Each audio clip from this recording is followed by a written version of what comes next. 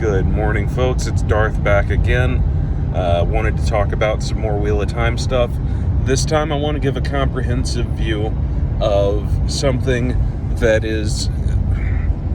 it drives the story of the Wheel of Time because it's the backstory. Now I'm going to tell you, if you haven't read the books and you want to watch this video, I think that should be okay. This is information that you would have picked up sometimes between reading between the lines, sometimes from reading interviews with Robert Jordan. Some of it is explicitly stated, but it takes until like book 4 or 5 to get there. However, the information I'm giving is not going to be plot-centric, and it's not going to be anything that's going to spoil part of the show for you. Instead, or at least not in any considerable way.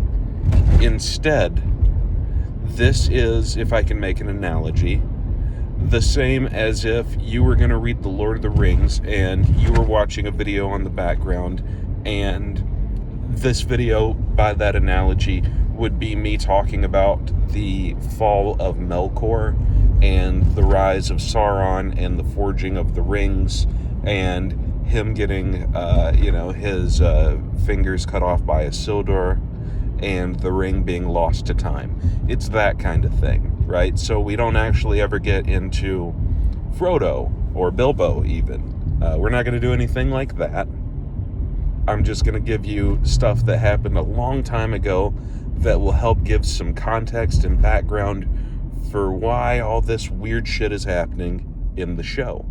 And I think that that's going to be really helpful for those of you who want to watch the show and you don't want to be completely blind, but you also don't want to have like something taken away from you in terms of what's going to happen next week, right? This will do a good job of giving you that divide. So, with that said, there's a lot to cover here. Here's the concept. The Wheel of Time, as I've talked about in a couple of other videos, but just gonna pretend you've not seen any of my videos. You probably haven't, like 10 people have. So, the Wheel of Time, the concept is that time is circular. So something that happens at this point in time, a key point in event, if you go far enough in this circle of time, and when I say far enough, I'm talking like the mountains have weathered away, the seas are different, right? Nothing that was ever built by man is even remembered or talked about in mythology by the time you get back here, right? We're talking a long time for this circle to complete. But if you get all the way around the circle and you come back to it, those events are going to happen again. Now, it might be in a different sort of way. It might be that, going back to my Lord of the Rings analogy, instead of Sauron making a ring of power, his name is Sabaron, and he makes a necklace of power, right? But still, it leads to a war. It leads to the for they were all deceived, right? You still hit the same beats, just in a tweaked, different way. Fun little side note here. Because of that, both the books and TV show of The Wheel of Time can be canon, even though there are differences between them, because you could always say, hey, look, the TV show, even with its changes, is just a different turning of the wheel. Right? It could be, So. It's a neat concept because of that reincarnation exists in this universe, by the way, and I should mention that people are reborn multiple times per cycle and live multiple lives per turning of the wheel. In these turnings of the wheel, for instance, the third age is where our main story starts, and the events 3,000 years ago are what started the second age, and that is considered a short age, a very short age, actually, in between the different ages that can exist in a cycle. And I should also tell you that all the characters just seem to understand and know this in this series. This is not a mystery to them. Their religion is not confusing. It's just figured out and known. Okay? So, all of that said, 3,000 years prior to the events of the series, there was a utopian society that was like a futuristic Earth. This society functioned both on really advanced technology and on something called the One Power. The One Power is the force that turns the wheel of time. Just if you had to have a force, it's the same as saying like gravity keeps us all on Earth, right? Time and space have to have something that drives them in this universe, and that is the One Power. And some men and women can touch the One Power and access it. And they can use it in different ways to accomplish things. Some things are simple, like for instance, they can use it to create a lightning strike or a fireball, right? Very Dungeons and Dragony. Some things are not simple, like they can pull together points in space-time and then step through them, and using that they can visit other worlds, other realities which may or may not be as real as ours. They can visit dreams of one another. They can heal wounds which would be deadly. They can't heal death itself, but close to it. They could even, though it's forbidden, burn part of the pattern a little bit backwards in time, undoing some events that have occurred recently. And that causes its own sort of issues. So, this One Power that they had, I should mention that in the show they never ever call it magic, or in the books they've never once said magic. But this One Power that they have, combined with the advancement of humankind and other creatures as well, because it's not just humans in the Wheel of Time series, created a utopian society. We know that they had energy rifles that were non-lethal, that they had, they had planes and aircraft, they had spacefaring and seafaring items, and a lot of it they did not need technology for, because they found a way to use the power to do it. And in this era, there were hundreds of thousands of people who could use the One Power. It was still rare compared to the many millions of people that lived, but it wasn't, it wasn't like saying that there were 1,000 of them out there, and it's like trying to pick an NFL player out of the planet, right? The population of Earth or something. Nothing like that. So, I cover all of that to say that the way that men both access and use the One Power, and that women access and use the One Power, is different. And because of that, in their age where they had advanced so far as a society, they were running into issues that they felt like were capping their ability to move forward, because even when men and women would do the same thing, it would be a little bit different, and it would have slightly different results sometimes, and that bugged them. And so they started researching, looking for a way to find a power that they could all harness together. And they discovered one, but they figured out that they couldn't easily access it. This power that they discovered was the power, actually, of the Dark One. Now, you don't know who the Dark One is. The Dark One is a force that is sort of like a proto-devil type figure. It's what our mythology, all of our dark gods or devils would be based on, right? In the lore of our world. So, the Dark One is this all-encompassing force that we absolutely consider to be evil. And he he's completely outside of the wheel, arguably trapped within it. And he wants to break out. He wants to be able and affect the wheel of time and break it and destroy everything, right? Or remake it in his own image. And that would be very, very, very bad for humanity. So, these people, there are a couple of arguments that say that it was intentional, that one or two of them knew what they were cracking into, but most people were not aware of what this energy source was.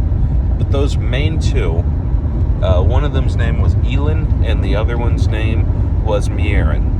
And those two cracked into the Dark One's prison using the One Power, and they opened a hole in it. And through that hole, he was able to access the world. And it was really, really bad for mankind when this happened. Because once the Dark One became able to influence the fabric of the wheel, he started corrupting and destroying it. And some of the magic users of the time decided that they wanted to try and use their power to undo what had been done, fix the hole, and fight him. Others thought that he was immensely too powerful. I mean, he's a god-level individual, right? Or entity, I should say. I shouldn't say individual, because that's not really accurate. And he was just immensely strong. And he was, doing things that they couldn't even understand or imagine. This was a world that they didn't even know what war was. They had abolished that concept so long ago they forgot what it was. And he was corrupting men, the hearts of men, along with everything else, and turning them to his side. And some who watched him and saw how strong he was thought to themselves, hey, this guy's about to take over and ruin our world. I at least want to be on the winning team and see if I can get something out of it. Maybe I can at least rule this little corner while those are all the shit people who are getting, flayed alive and whatever. Just terrible things happen to them. Who knows? That's a bad example. But, so that was their concept, and they joined with him. As a result of this, a war broke out between the good and the bad side. Now, the Dark One took those people that were the strongest and the most cutthroat and the most selfish, and he gave them positions of rank and authority within his army, and they would have to do various things to earn that. There were a lot of them, and he called them the Chosen. Other people at the time called them the Forsaken. And what you need to know is that there used to be a lot of Forsaken. But by the time this war went on long enough, it was a 100-year war, by the way, and the people who can touch the forces of the One Power, they tend to live an exceptionally long time. So some of them were still alive that had started that conflict. But after 100 years, there was a man who came up with an idea. His name was Lews Therin Telamon. Now, I should tell you really quickly that in that age, everybody had two names.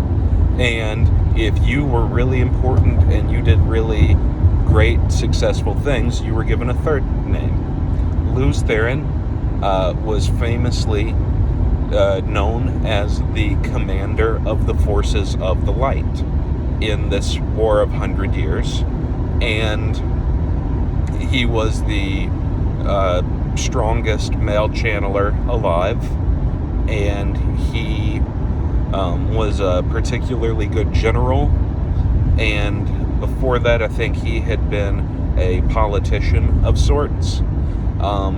So he was leading this effort with 100 other men to attempt to seal back the hole that had been bored into the Dark One's prison. And he did this using these 7 seals that he made out of turning a material into something that was supposed to be completely impervious to all damage using the 1 power. That material is called Quindiar in the series, which is a weird name. Never said it out loud, actually. Doesn't matter. What does matter is that Lews Therin came up with this plan using these seals to seal the Dark One back in his prison by sort of putting, like, I don't want to say a Band-Aid, because a Band-Aid's too weak, but a plug on the hole. And the male Aes Sedai went with him, but the female Aes Sedai disagreed with his plan. And because they disagreed with his plan, none of them would go with him. So he only had 1/2 of the true source at his disposal, of the 1 power, I should say, at his disposal. And he went, and whenever he was there happened to be 13 members of the Dark One's Chosen, which the forces of the light called Forsaken, that were in the place where he was going to attempt to seal up the Dark One. And why did he go to a specific place? He went to a specific place because there are places in the fabric of space-time where reality is thinner than others, and the place where it is thinnest is the one where the Dark One had the most influence. He had actually been corrupting part of the world into what's called the Blight. And the Blight is actually still around 3,000 years later in the main story, and slowly growing. And so I say that to say that when Lews Therin went there were 13 members of the Forsaken there. He successfully managed to put a plug on the prison of the Dark One. And when he did so, because he only used 1/2 of the power, he would argue that is what caused the Dark One to be able and lash out in his final moments before being introduced to captivity, as it were. I'm saying this in such a weird way. I'm sorry about that. But in any case, this caused I don't know how to explain this. A backlash of sorts. The Dark One was able to touch the 1 power, which was used to create a seal or a plug on his prison, right? And because he was able to touch it, he corrupted it. And you're going to hear this called the corruption in the show. This corruption means that men who touch the 1 power will eventually also have to touch the Dark One's essence and will be driven insane as they use the power. And I should mention that using the power is really addictive because it feels amazing for these people. Not to mention that it's obviously got a ton of utility as a way to save their life if it needs to, or if they need to. It can, it was used all the time to perform just regular mundane functions. And in any case, I don't want to get too sidetracked here. So, in any case, the Dark One was able to touch the 1 power that had touched him, and he corrupted it and immediately drove Lews Therin and his 100 companions completely insane. They didn't recognize their friends or family. They sometimes had erratic mood swings and were incredibly violent, which is terrible when these guys have the ability to, glass a city, create hurricanes, tons of shit like that, right? They proceeded to go out and break the world. It's actually called the breaking. What do I mean by when I say the breaking? I mean that in the series there will be moments where characters come across things that we don't consider strange at all because we don't know what it's supposed to look like. And they don't either because it's been 3,000 years. But they will recognize, hey, that's a ship. It's weird that this is in this mountain. Well, it's because the mountain ranges got cracked. The seas got turned over. The landscape got shifted around. Nobody knew where anything was. Cities got destroyed. Millions of people were killed. Volcanoes erupted out of plains. Entire patches of the earth were burnt into a crisp. And the female Aes Sedai had to fight and kill these men who had just been their companions. And they pointed at this and they said, see, look, this right here is why we did not want to do Lews Therin Telemon's plan. Because if we had done that, we would get corrupted too, and then all of us would be going insane, and that might be the end of humankind. So, it didn't just corrupt those 100, by the way. I don't know if I said that weirdly. It corrupts every man who's ever born again who will be able and touch that power. So, for the next forever, basically, the female Aes Sedai, one of their duties became hunting down men who could channel and severing their ability to do so before they went insane and, killed the whole village they grew up in, or something like that. So, I've said all this. That is good info. I will tell you just a couple more things here, and I think that should wrap up the backstory part well enough for you to start the series and not feel totally lost with what's going on. A couple of other things I want to cover here.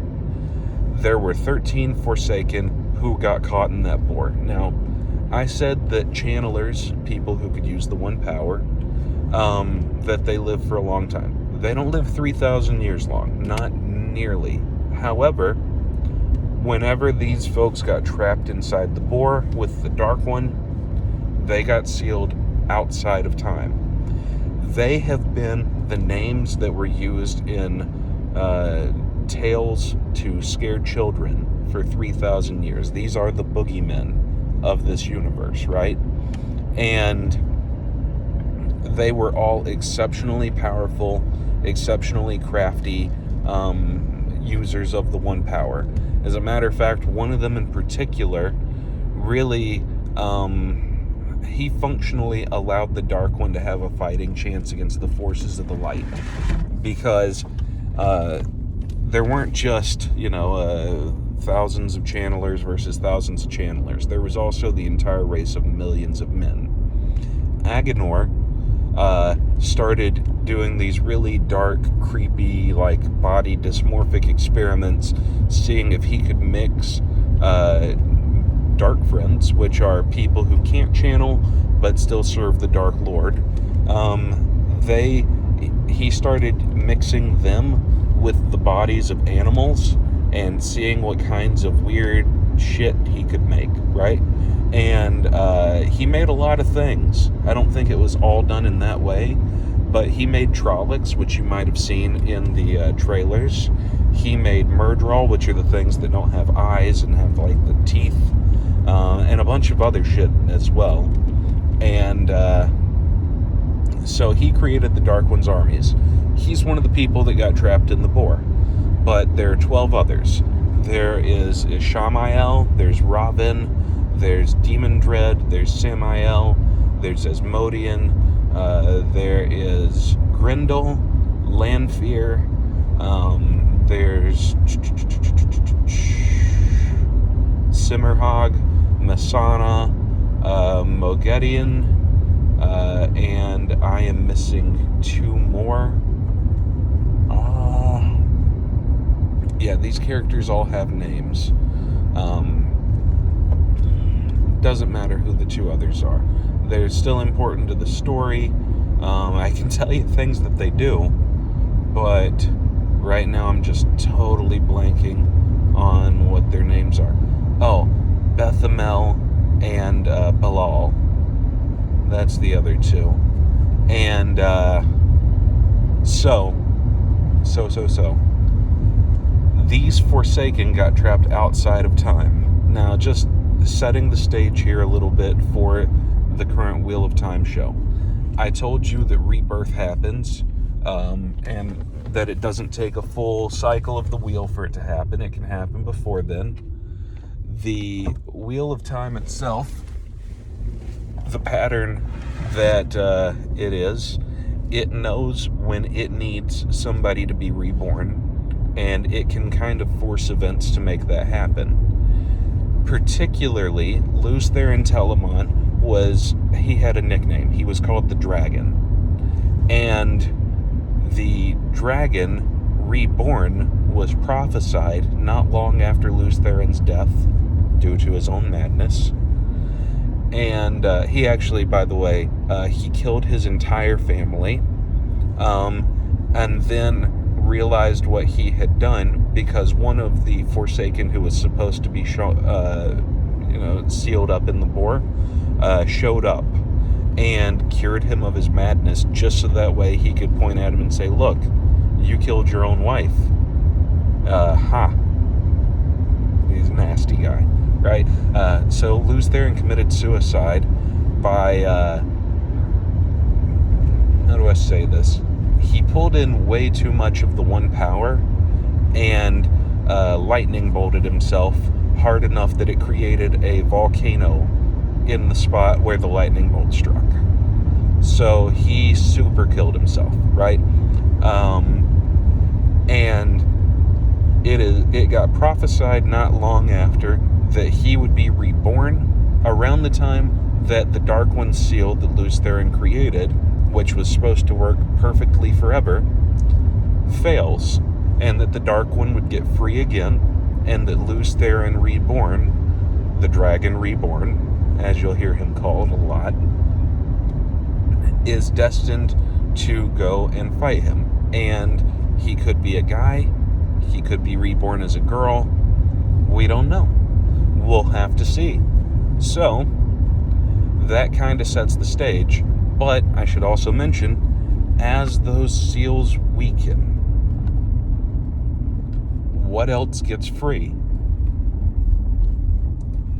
It's a great setup, and I think you're going to really love the show. There is just so much that is going to happen that is going to be fascinating, pinnacle of fantasy type stuff. So I hope you enjoy this video, and y'all have a great day.